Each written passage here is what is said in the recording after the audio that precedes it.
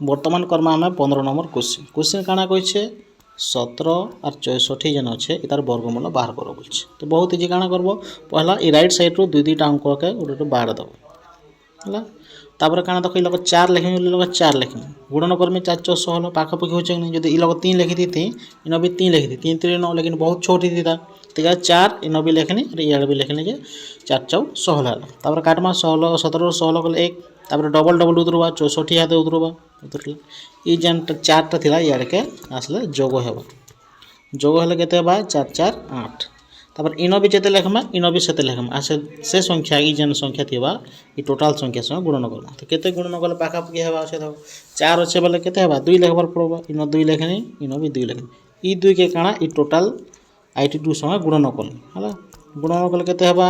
2 4 2 गुणा 4 2 8 16 कटाण कले 0 तो भाग शेष तो 0 होचे बोले जेन भाग फल जेन बाहर थिबा सेटा होचे तार वर्ग मूल तो 42 ही जीवा मोर राइट आंसर ओके।